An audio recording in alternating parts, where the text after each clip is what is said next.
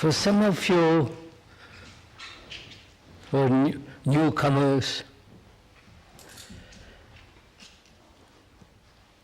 I don't know how you consider this Brockwood School to be. What's your idea? What do you feel about this place? If you really, honestly could answer that question, what do you feel about it? Is it, apart from the beauty of the countryside and the lovely trees and so on,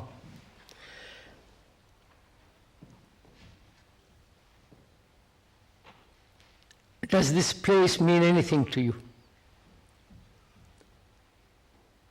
Not as the place itself, apart from the buildings.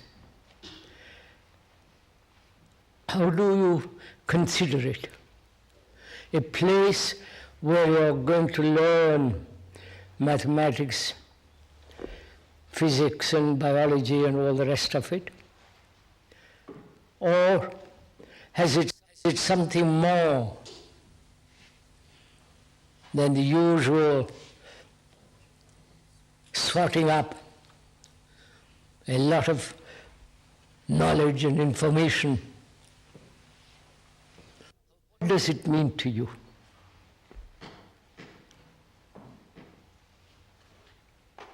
Could you tell me? Or perhaps you're too shy.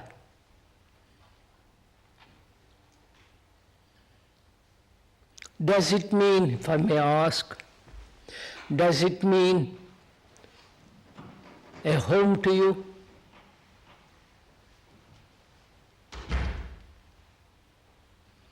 A place where you feel safe?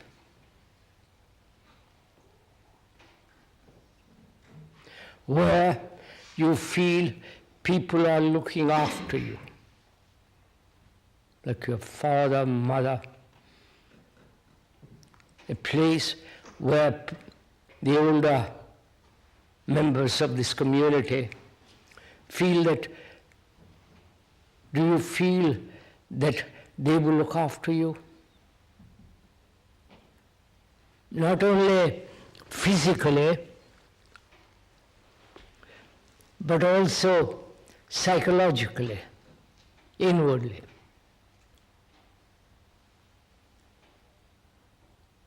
Do you feel that you are come to a new home, or you say, oh my God, what an awful bore this is?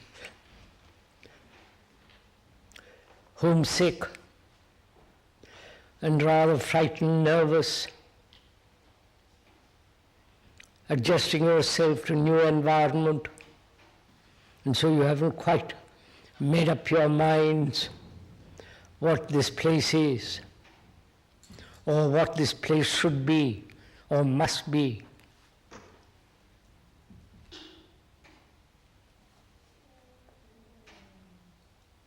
Some of you have been here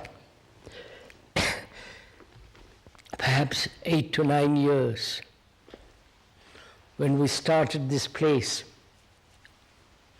I wonder what they feel about it.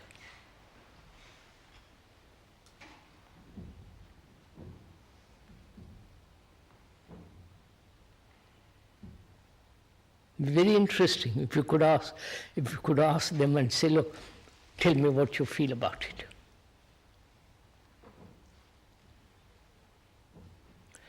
Do they feel, the older generation, the older people, inhabitants of this small community,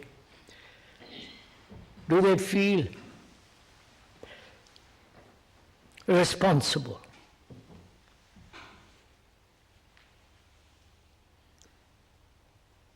Do they feel total responsibility for you? Not only that you should have good intellectual academic training, excellent capacity of the mind, but also are they concerned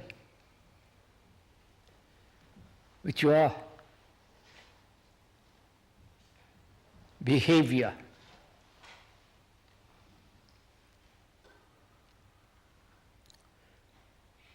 With your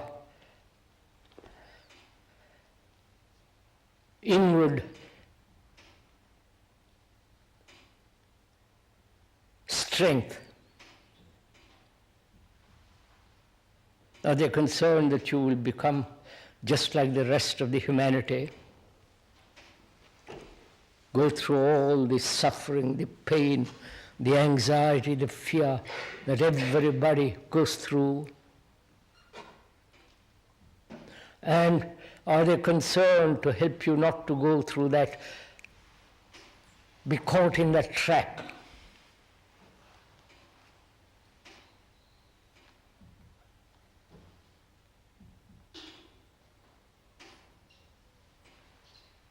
Or are they merely concerned over themselves, their happiness, their little affairs, their vanity, their emotional jazz and all the rest of it? And if you can answer that question, they are really, totally, completely responsible for not only to you, towards you, but you also towards them, total responsibility.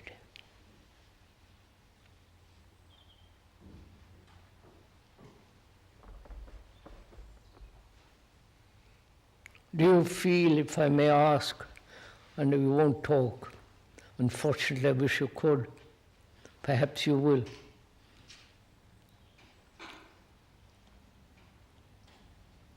Do you feel a stranger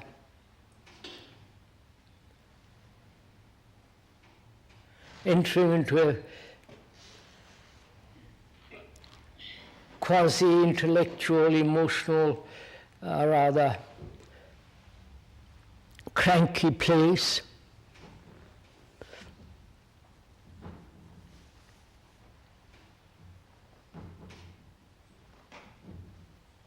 And will you, as students and the staff, if I may ask, will you make this your home? Because you're going to be here from now for another year, perhaps with a little holiday in between. So will this be your home?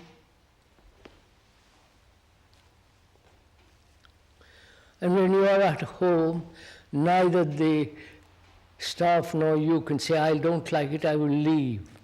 You can't leave your home. You can run away, that's a different matter. But if it's really your home, a home implies all the difficulties involved in living together.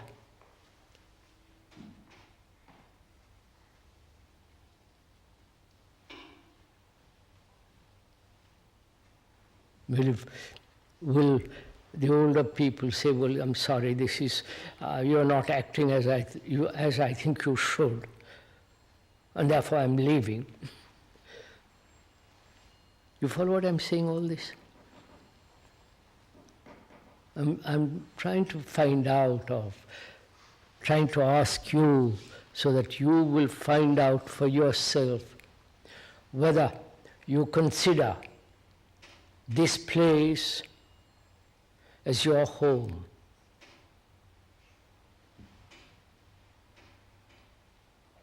Not mere school, a school.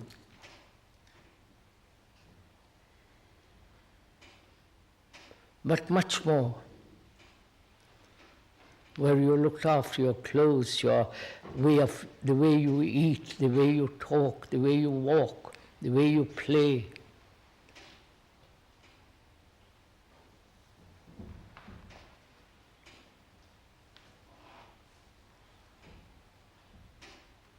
Does this mean anything to you, what I'm saying? Or is it a lot of nonsense?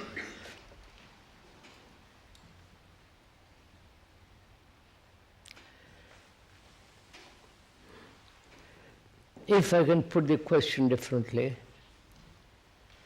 will you make this place your home?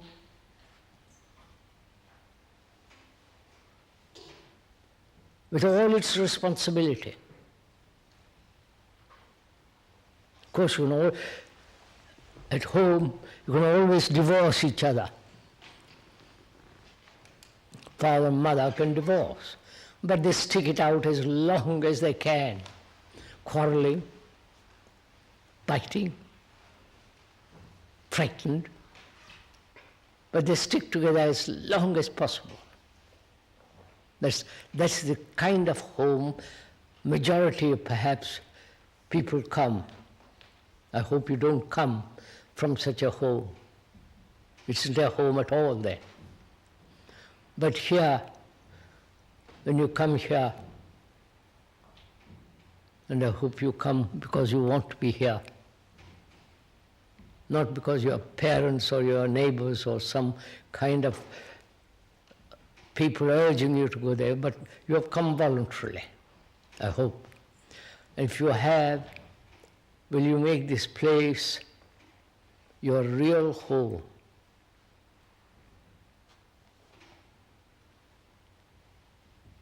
This is really a very important question.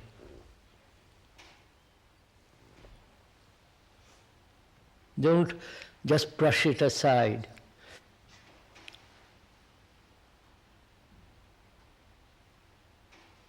You know, there is a tendency in the world where people don't agree or have the same point of view or believe in the same thing. They generally break apart. They never meet. But here, I hope that will not be so. Here, if you criticize me, and I hope you will, and I mean it, I'm willing to listen very carefully.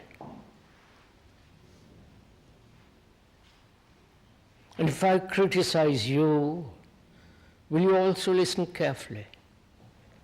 Or will you say, oh, rot, and build a wall against me, or against each other? You know what I'm talking about?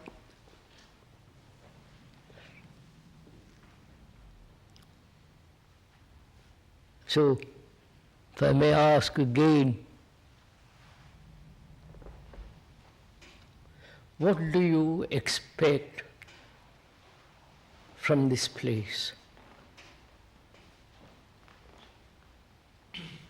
What is it you want? Not only the people who have been here for a number of years, but also who have recently come or been here for 2 or 3 years. What is it you want?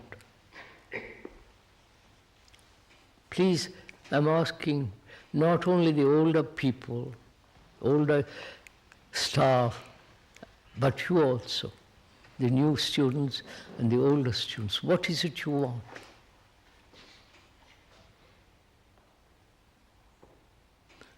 Is it you want, do you want freedom?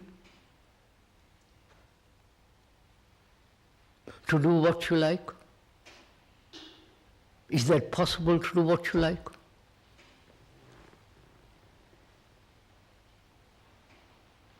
To get up when you like, go to bed when you like, come to meals when you like, play when you like, study when you like.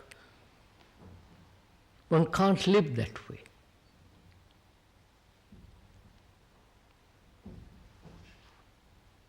In a community like this, a small community, one has to be considerate for other people. One must be sensitive to others and also to one's own desires, to find out one's own desires, thoughts are accurate, true.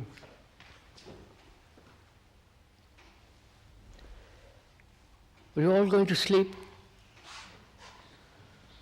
Huh?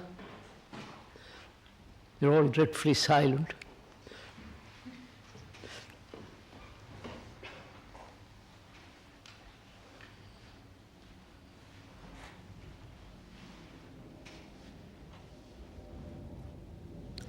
You see,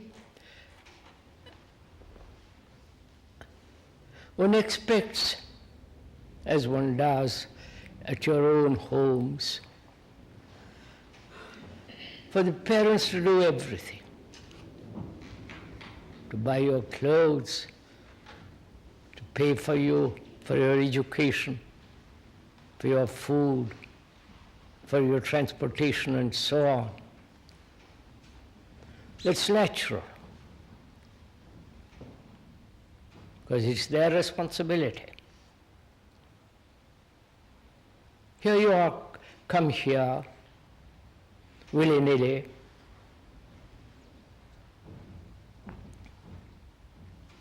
and you might feel, but that here perhaps there is certain sense of freedom,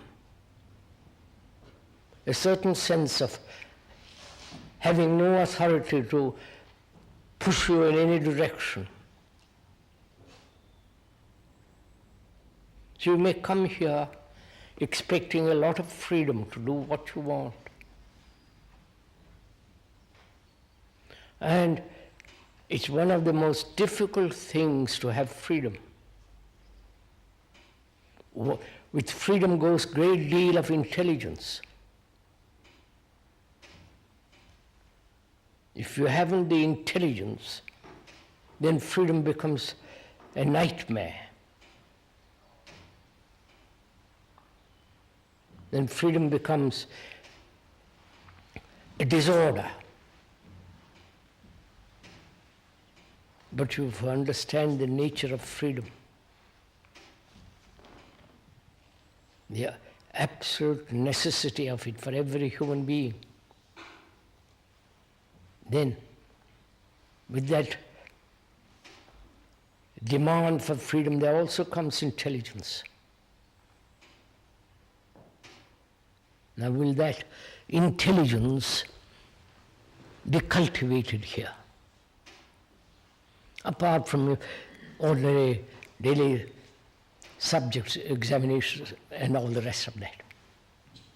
Will that intelligence be cultivated here by the staff, and you demanding that intelligence?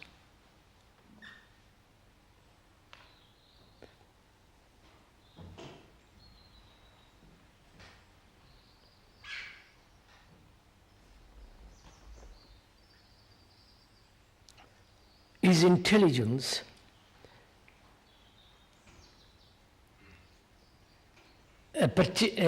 belong to a particular human being? You might say, well, I have my intelligence and you have your intelligence. My intelligence says, do this, and your intelligence says the opposite. Is that intelligence? You understand what I'm asking? Huh? Capite? Bene.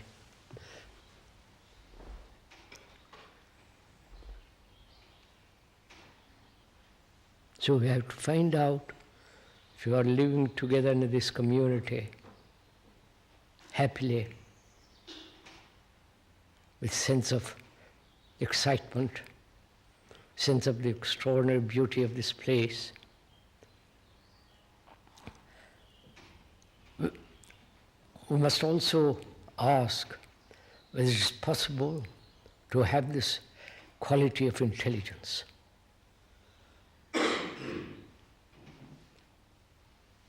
The word, I won't go to the meaning of it, the Latin and so on.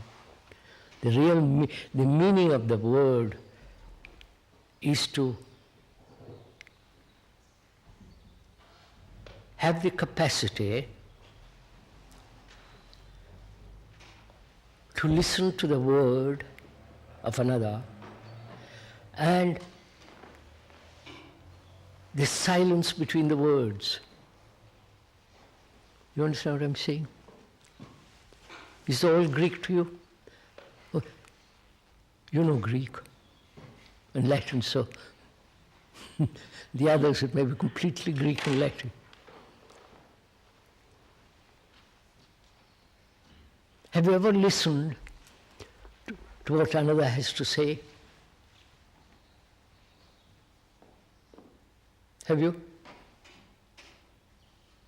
If you have listened to find out what the other person has to say, you will not only listen to the words, but also to the meaning of the words, the tone of the voice, the silence between the two words. All that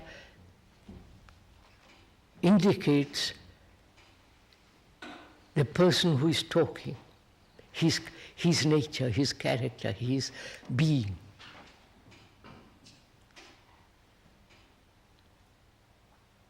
And out of that listening, you become very sensitive. You become extraordinarily alive. You're quick in grasping. That's part of intelligence.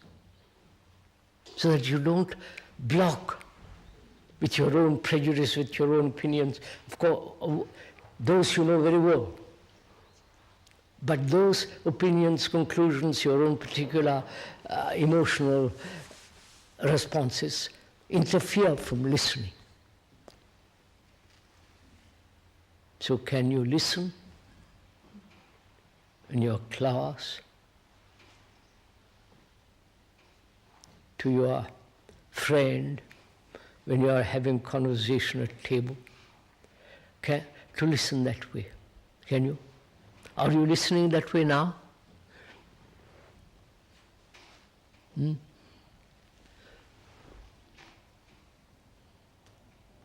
Or you say, what is he talking about?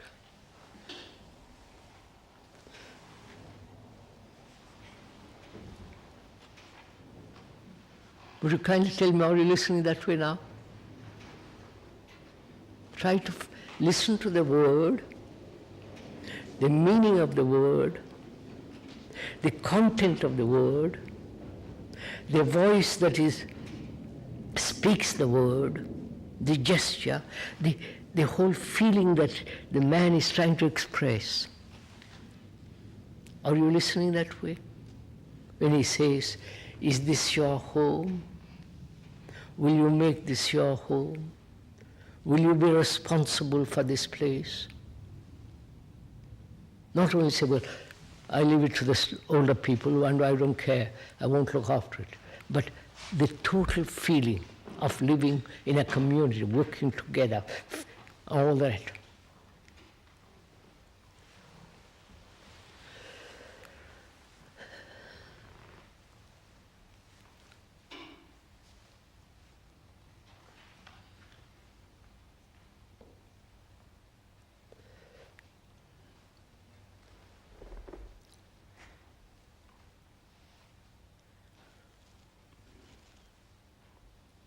So, freedom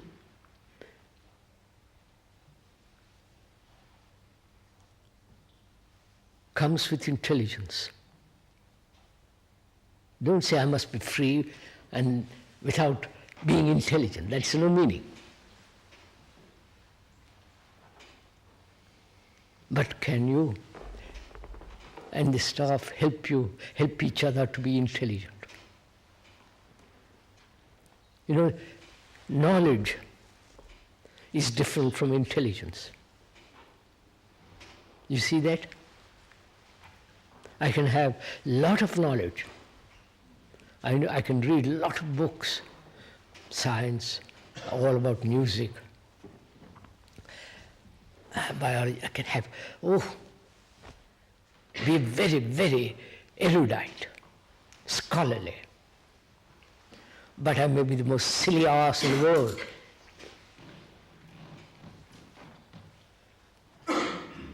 Because I live not in the world of knowledge, I have to live in daily life. So I make mess of my daily life.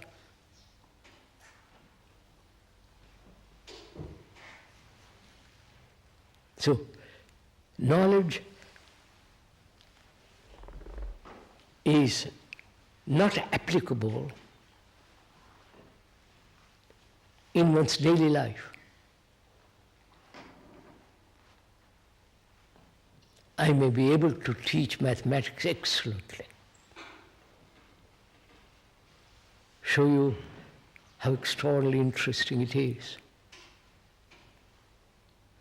The sequence of mathematics, the order that's involved in that sequence, and so on.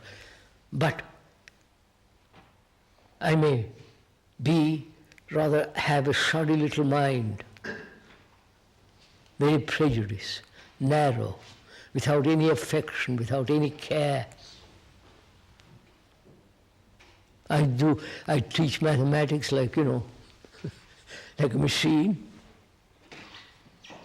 because I know all about mathematics, or some of it at least.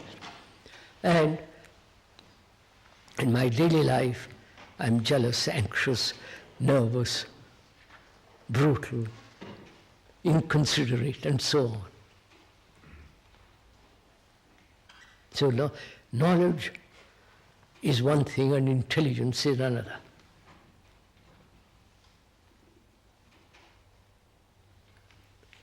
Now, can that intelligence be cultivated here?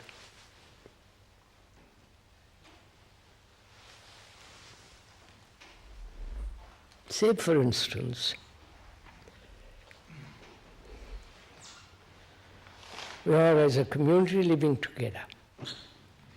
Suppose I have a certain point of view that certain things should be done in a certain way. Are you listening to this? I feel very strongly, if I do, that certain things must be carried out in a particular way. And you may have quite the opposite view. So there they are. You think one thing and I think another. I think you are doing wrong and you think I'm doing wrong. And so we never meet. Intelligence means, look, let's talk about it.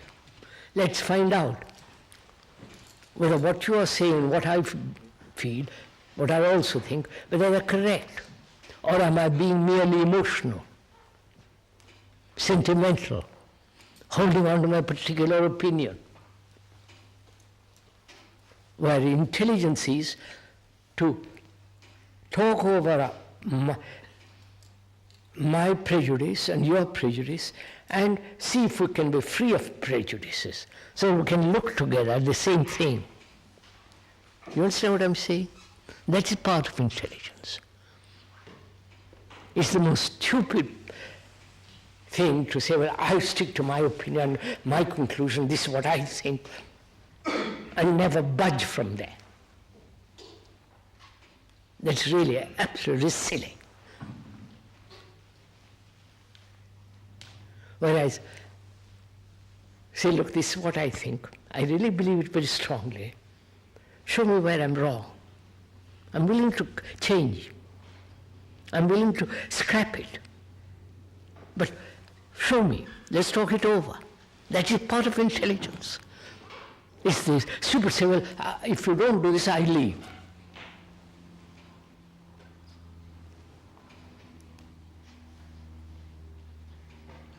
So,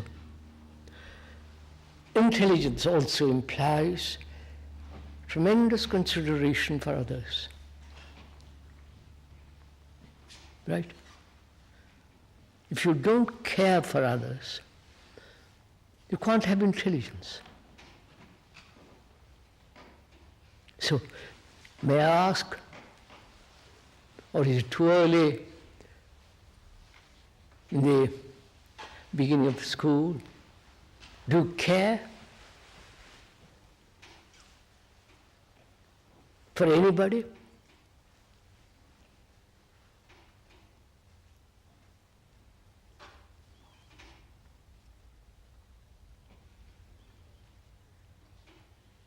I mean by that word care. There must be a certain sense of affection, a certain sense of attention.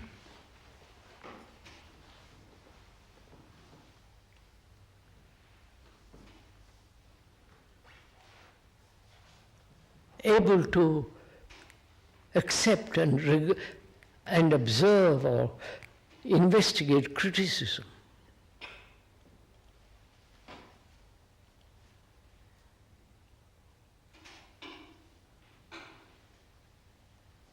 If I care for you, then I'm concerned about you. I want to see why you look that way. What do you think? Why you think so many things? Why you dress that way? Why you don't walk correctly? The manner of your eating. So you follow, I'm concerned. Actually, I am. So we talk a great deal about it with Mrs. Simmons and others. And all this is because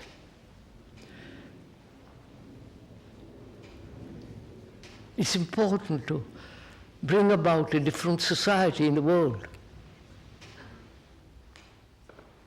You understand? Or is this too much? One morning,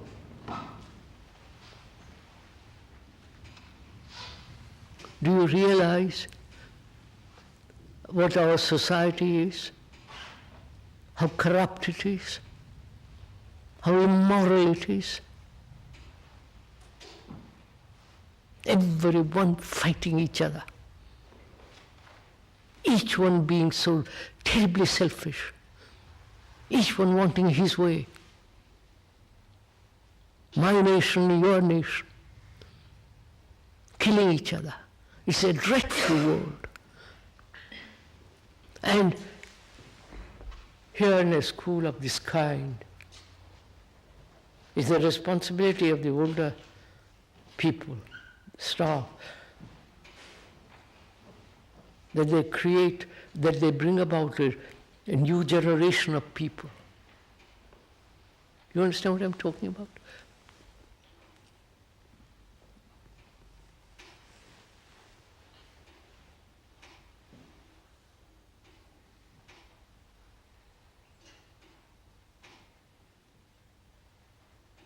Because otherwise, when you go back, when you pass your exams and all the rest of the ugly business, frightening business, you'll be caught in the trap. You'll be just like everybody else,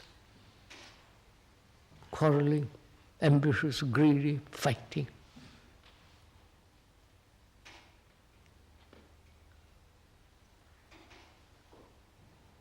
So, I think teaching, a teacher, an educator, is the highest profession in the world. The least paid, the least respected.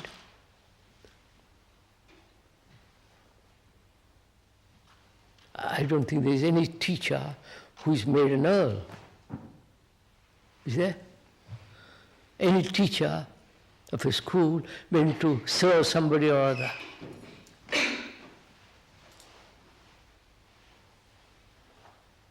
But the teacher is the highest person, both professionally and inwardly, because he's actually bringing about, if he's worth as a teacher, a new generation who will not be caught in this trap of what's going on in the world.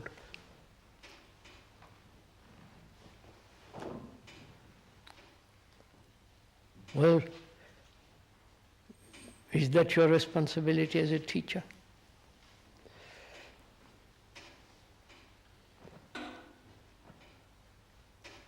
Nobody answers.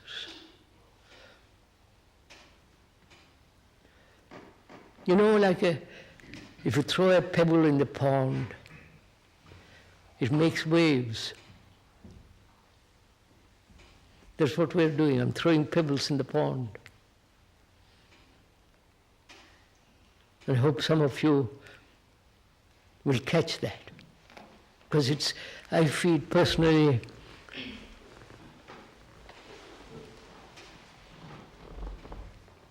a school is worth it only, apart from the academics, when they are bringing a totally different type of generation of people.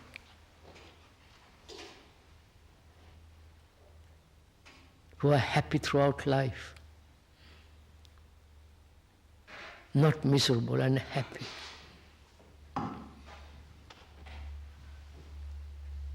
Who are not everlastingly pursuing greed. You understand all that?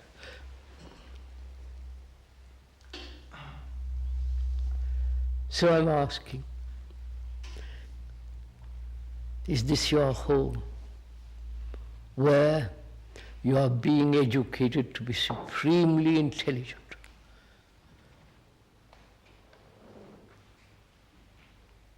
So that when you do go out into the world, the trap never closes on you. You are never caught in it. You may have to earn a livelihood, but the livelihood isn't living.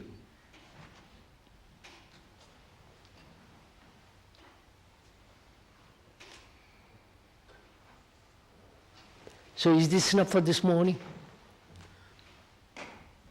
Will you ask questions?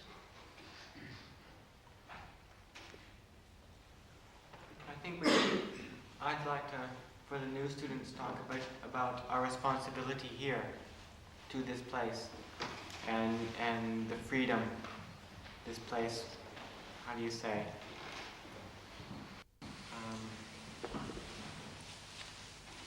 We have a lot of freedom here, but to be free, you have to also be responsible and intelligent. Do you have a lot of freedom here? Yes. What do you mean by that? What we want. Huh? Please tell me. You say you have a lot of freedom. I don't understand what you mean by that. Well, I mean, we have the freedom to go where we want.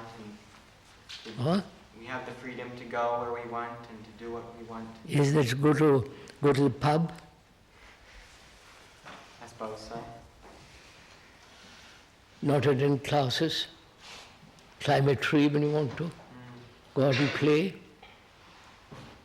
Is that freedom? That's freedom without responsibility. I'm asking you, is that freedom? To do what you want to do? And can you ever do what you want to do?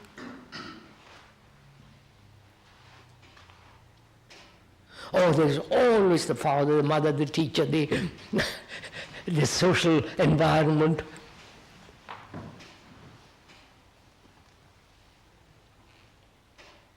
The rules. You can't drive any old way in England. You have to keep to the left.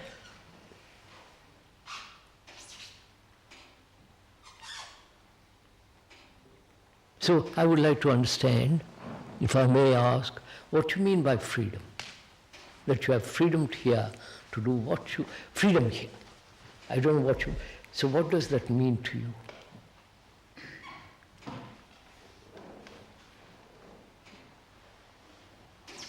That there's no ideal.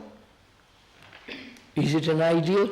I think as long as there's an ideal of what the place should be like, there is no freedom. You're quite right. So is there an ideal about this place? I feel there is, yes. There is? I feel so. What is that? Would you kindly tell me? I'm not opposing. Yeah. Tell me what the ideal of this place is.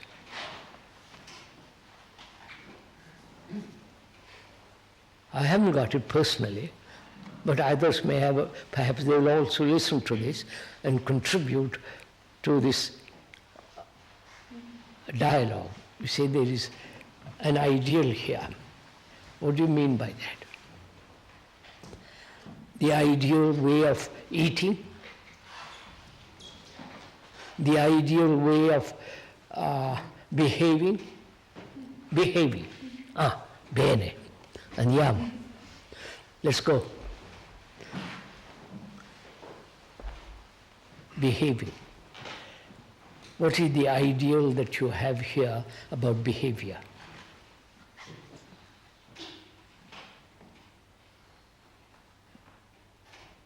That you mustn't get angry with another? Yeah. Wait. That you must, the ideal, I'm not saying the actual. Right. The actual is entirely different from the ideal. Agree? So we must be very clear when we are talking about ideals that we are not talking about facts. Facts being that which is actually happening. Right? Which may have nothing whatever to do with ideals. Right? So, is there an ideal about behavior? That you must come to the room, to dining room with clean hands and clean feet? That you mustn't have all your hair all over your face so that nobody can see you?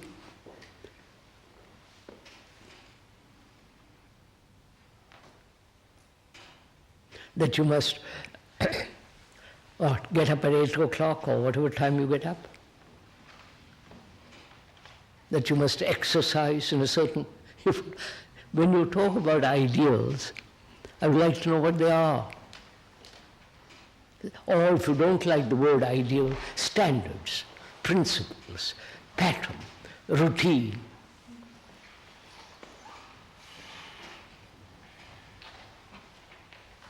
I don't know what you're... Those of you who have lived long here, many years, do you feel there are ideals here? What the school must be?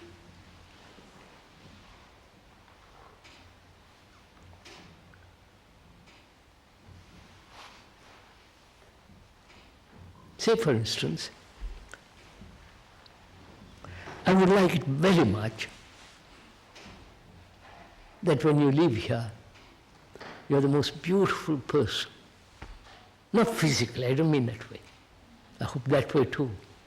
But inwardly, most extraordinarily good, sensitive, highly intelligent, demanding the excellence of yourself. You understand what I'm saying? Demanding the highest of yourself. Not the most comfortable, the most easy, but the highest. That's what if I had a son here, I said, for God's sake, educate him that way. Don't let him become shoddy little human being. That's not an ideal, is it? I want to help him to that. If he says, go to hell, go away, all right, I go away. But that's what I would like. That's not an ideal, is it? Ideal implies making you conform to a certain pattern. If you go to a Catholic church, Catholic school, and if your parents are Catholic, they urge you, they do propaganda to believe in Christ, Savior, Virgin Mary, all that circus. Is there any propaganda here to make you do certain things? Or do we point out to you and say, look, be considerate when you, if don't be late, because etc., etc. Is that an idea? Well, Shankar, somebody help me out, will you? So I think what happens is that there's ample of both. People point out to you things as well, and people also, out of their own lack of clarity, say things which may not be, which may even be what you're calling propaganda right now. And it takes a certain amount of response from you to be able to see the quality of both and respond to them accurately. Would you consider this? Consider it. I'm not telling you should accept it. Do you think clearly? Not emotionally. Think clearly, objectively, non-personally. Do you?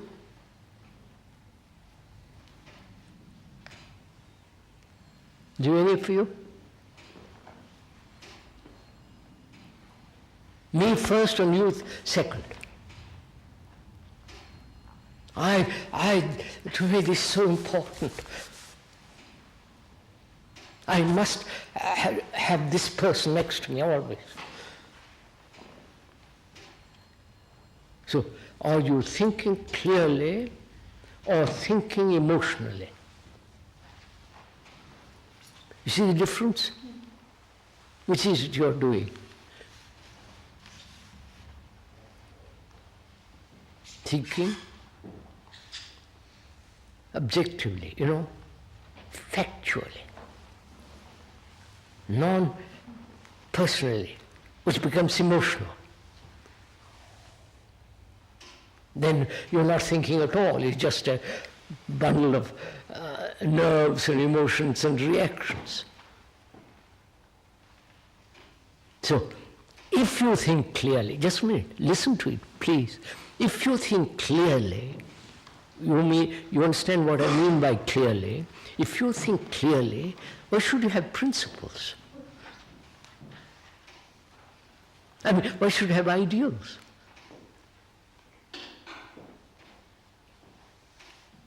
Look,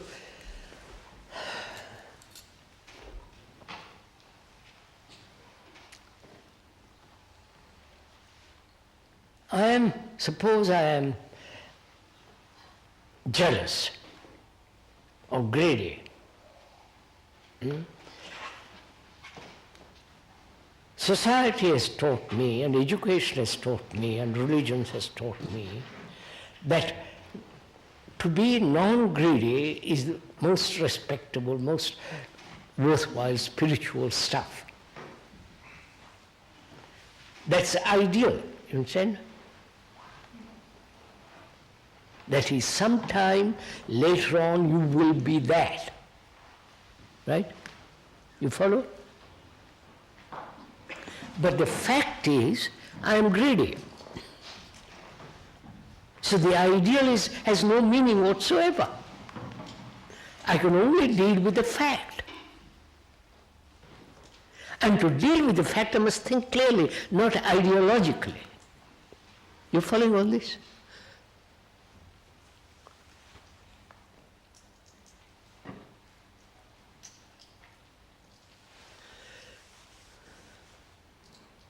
I'm not frank. Suppose I'm not frank.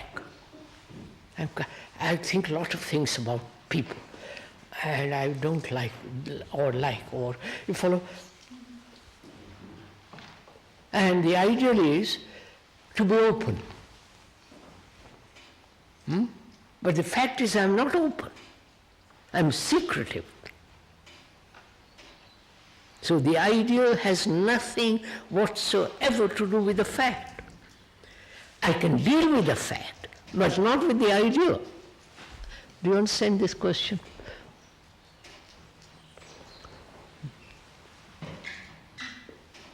You have your ideal, I have my ideal, everybody has their ideals. Those are just words. But the fact is, You are jealous and I'm jealous.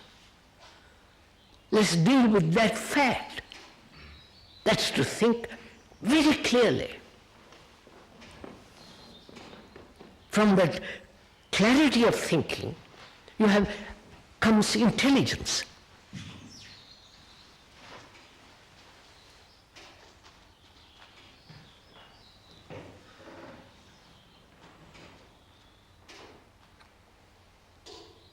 So has this place ideals?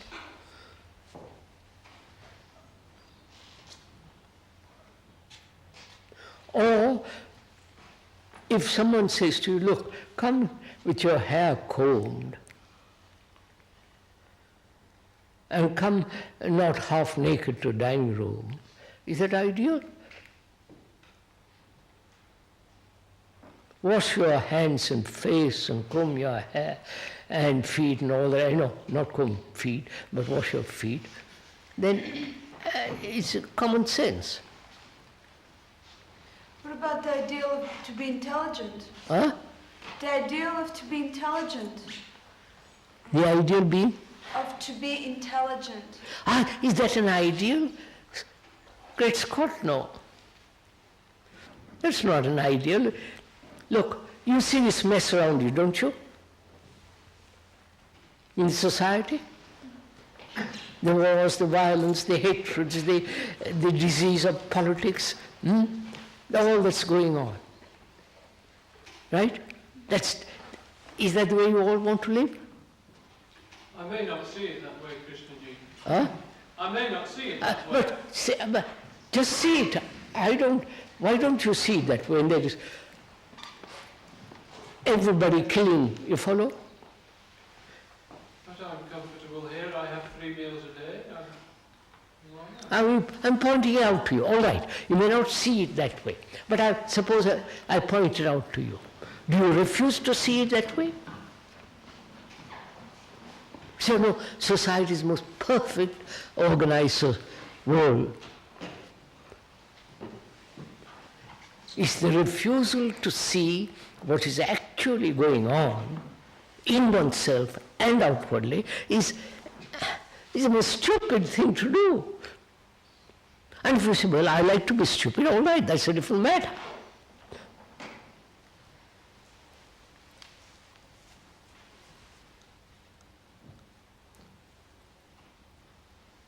On this question of intelligence, Vivansa? the question of intelligence, right? For me, it boils down to, in a school like this, the relationship between the people here and how we treat each other, how we get along. When there's some form of conflict between people here, I may, for example, feel, I'd like to speak to that person and tell him how I feel about this problem. But I think that, first of all, one's first reaction is that this fellow is not going to listen to you. And secondly, you're not going to understand what you're talking about, because often you'll be trying to explain, something, maybe you feel he's done something which has upset you, but he'll, perhaps deny any knowledge of it, or just won't be any communication there. And also, I think that if you mention a conflict like that, then the fellow can turn around and say, oh, this guy's a bit crazy. And so this fellow has this view of you from then on, and you're already, you've got to deal with this person in the school, and he's got this view of you, and you have to live with it for a year, so it's better to be quiet in the first place. And then when you're quiet, the problem hasn't been solved. So you asked, at the beginning of your question, you asked, what is it to be intelligent? I'm just asking, I'm saying that I think I know how it would express itself for me, but there's a feeling that perhaps other people don't feel it that way, and therefore... no, it doesn't matter. Let's examine it. I may be wrong. I don't say I'm Delphic oracle, I'm perpetually right. It would be stupid of me to say that. But I say, look, the way we are living in the world is chaotic, is stupid. To fight each other, to kill each other, to prepare for, talk about peace and prepare all the time preparing for war, is also madness. And if you say, no, that's the way society should be, it is the way I think it natural, then it's all right. But let's examine it.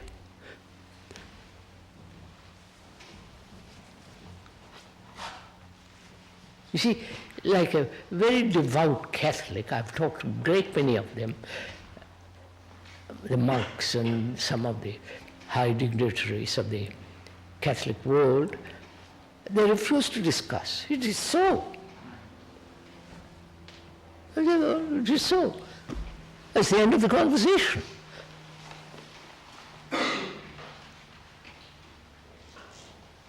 Whereas a fairly alert man, fairly intelligent, says, look, let's talk about it, let's find out what is true and what is false.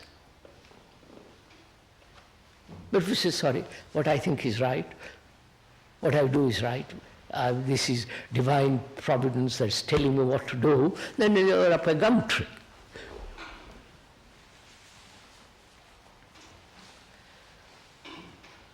Then we hope that everyone here has got... I said, I hope. I didn't say everyone is. I hope. I won't even say hope. I say a school of this kind, which started with the intention that here is a place for young people and the older people to grow and flower in intelligence. That's all. That is not an ideal. Krishnaji, but is that what is happening? Is that the fact that we can deal with? Huh? Is that what is happening? I'm asking you. Is that what's happening? But it is an ideal because the moment somebody doesn't do that, he is rejected. No, you reduce the ideal, make everything to an ideal. It isn't so. Look,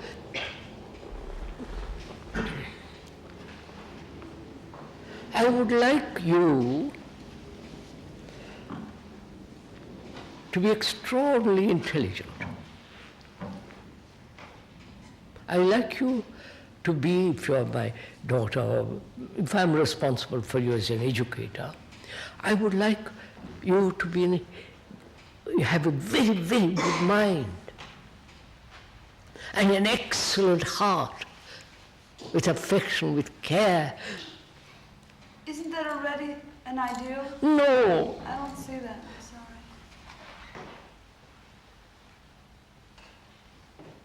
I would like you to be that way. You will say, please, I don't want to be that way. It's all right. It's my wish. That's not an ideal, is it? All right, what do you mean by ideals? You define it for me. You tell me what you think is an ideal. Something I'm not and you want me to be. Something you are not. And I would like you to do something else, which you are not.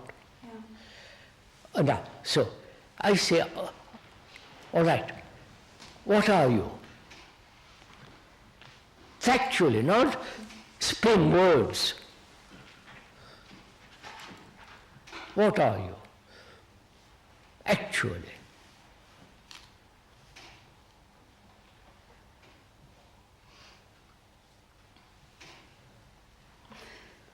May I point out?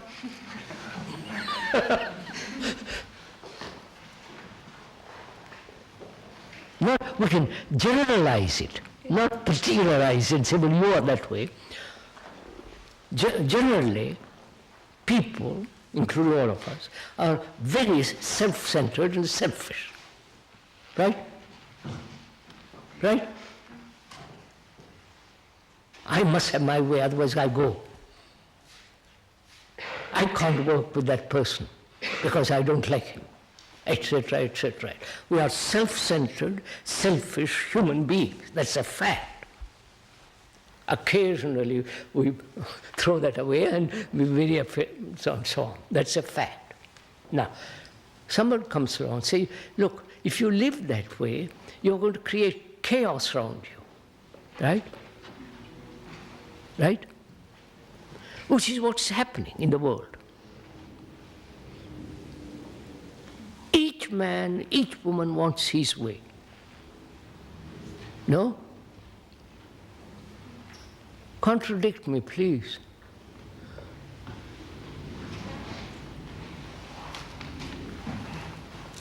No? Absolute silence. Don't you want your way? Huh? Don't you want to dominate people? Or be subservient?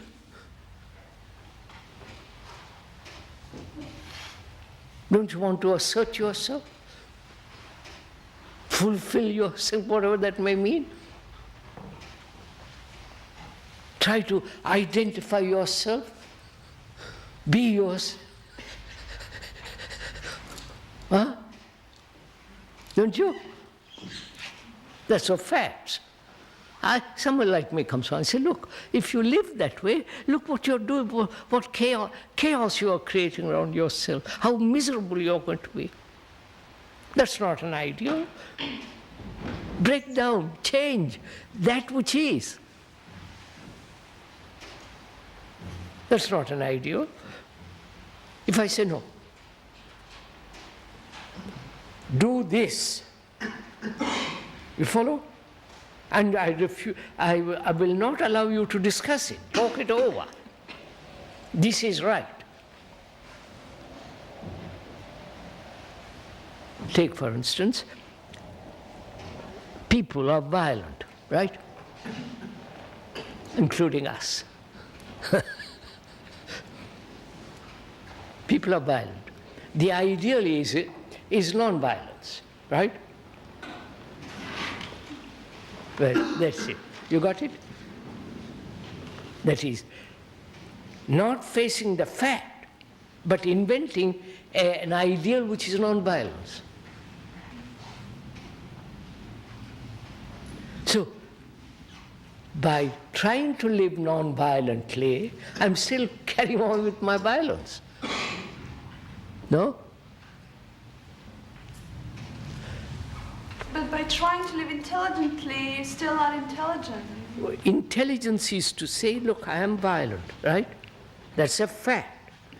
Now, as long as I live that way, I can't, you follow? It creates such havoc in one's life. No? I hate people. I resist people. I want to hurt people. So I'm building a wall around myself. I'm isolating myself. Those are facts. And if you say, well, that's the way I want to live, that's perfectly right. It's rather silly to live that way, but if you want to live that, it's all right.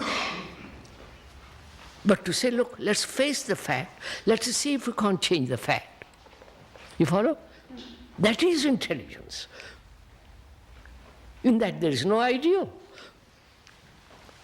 Agree? Yeah. By Joe.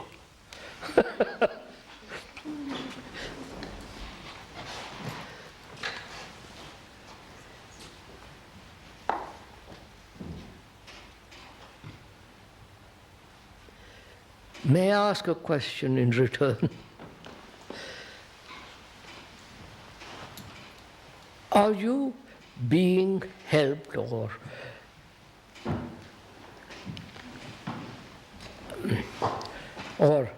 pointing out? Are you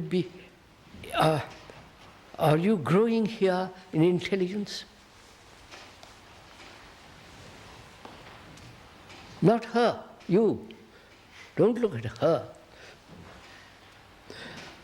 Are you, Shakuntala ji, growing in intelligence here?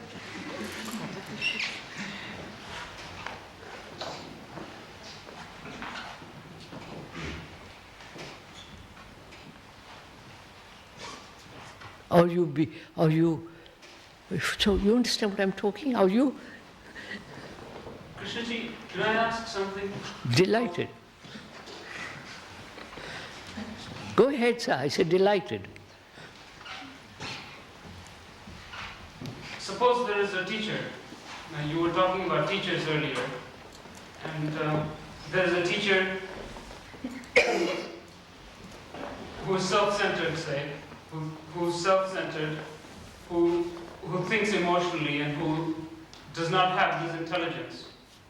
And you have a student who is self-centered, who also thinks in a fuzzy way, who is also disorderly, and What are they to do? what do they do when they come together? There's only two unintelligent. So what happens? Wait. You put a question which, let's go into it.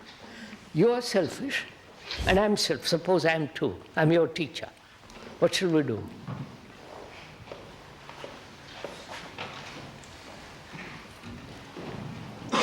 I'm your teacher. I'm your educator. Without introducing the word ideal, what shall I do? Do I realize I'm selfish, self-centered, thinking emotionally? If I realize it, if, I don't say, you following Shankar? If I realize it, and I will help you to realize it, right? By talking it over with you and pointing out to myself that I am self-centered, you follow? I am emotionally thinking, because I'm quite open to it. And I help you to be also open, so that we can both talk about it. That's part of intelligence, isn't it? Shankar, now may I ask you a question? Don't take it personally.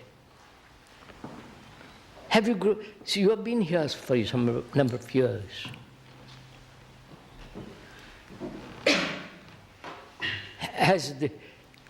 Is there an awakening of intelligence in you?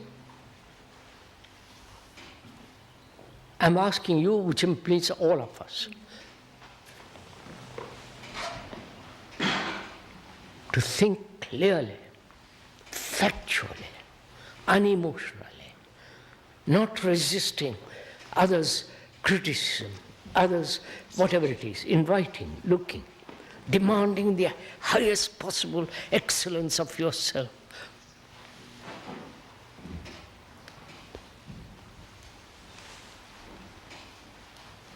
Huh? No, please don't wobble your, everybody answer me. I think I'm beginning to see that I don't do these things, that I don't. Then what prevents you? When you see, wait a minute, Shankar, when you see the importance of it, don't you? Huh? Do you? What? Yes. That to be self-centered, emotional thinking, and all the rest of it is very detrimental, right? You see it. Why can't you then live differently? Do you see the way you live, if you live that way, is the most dangerous thing, right? Do you see the danger of it? Or do you merely see the danger intellectually, not factually? It manifests itself every day when this happens. So I think I see it when it happens. All right. If you see when it happens,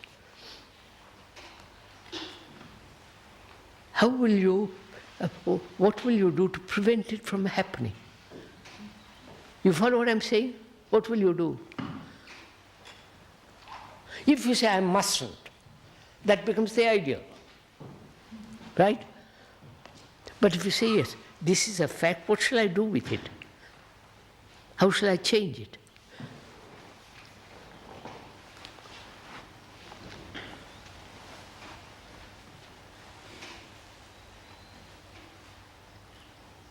Are you interested in this?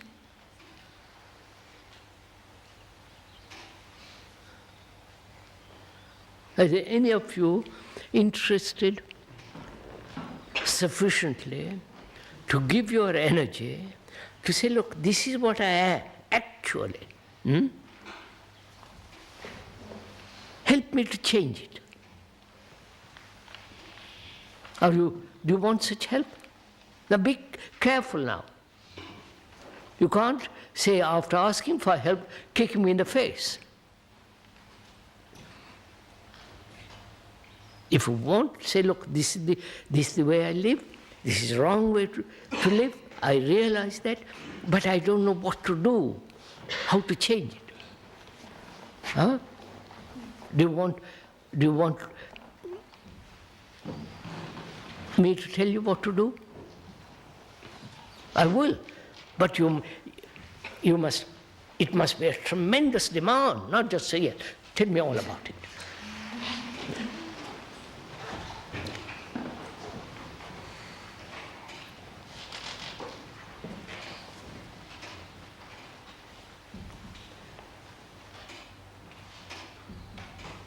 Which means, are you demanding? Which means you want the excellence out of yourself.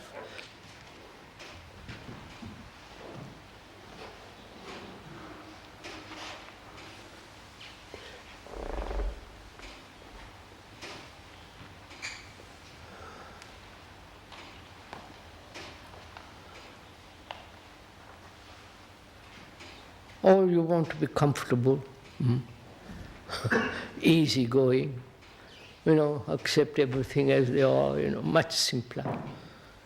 I don't know if it's any simpler. It's more blinding. It's a way of living in a blind alley. And if you say, well, I prefer my blind alley, Sally in the... What is that poem, Sally of the Alley? Oh, I must go into it. Wait,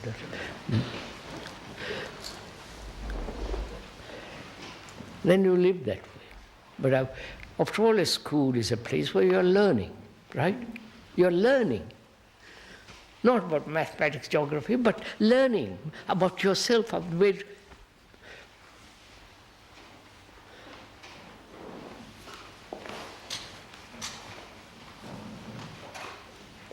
Well, we will stop, unless you want to ask something else.